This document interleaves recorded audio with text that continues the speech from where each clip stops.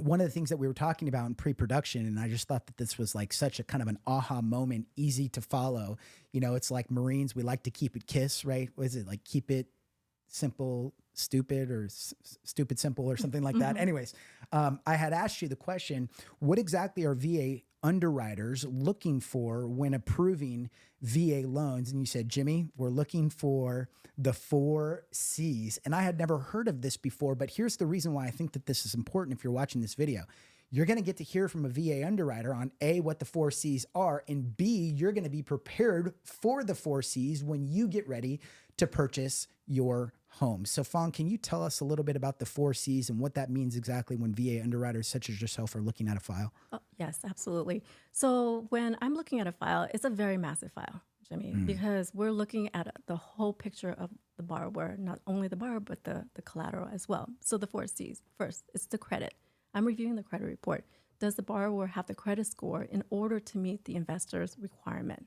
I'm looking at the capacity. Can the borrower afford? That's reviewing the income documentation.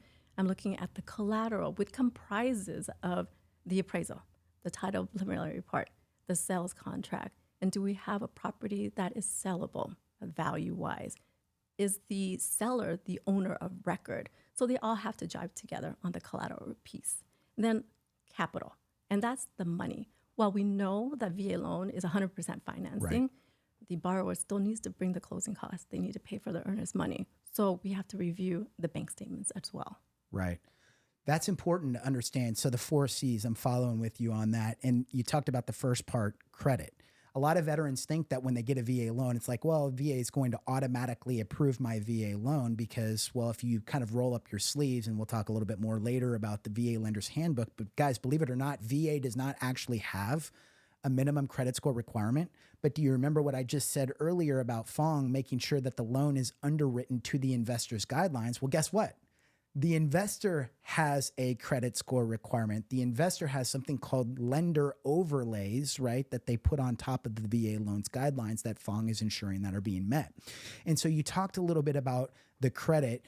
And I guess my follow-up question to that is, Phuong, is there a specific credit score that you're aware of, or will that vary between investors on what veterans should look for when getting their VA loan approved? Can you talk a little bit about that? Yes, the credit score, like you said, a VA doesn't have like a bottom like requirement.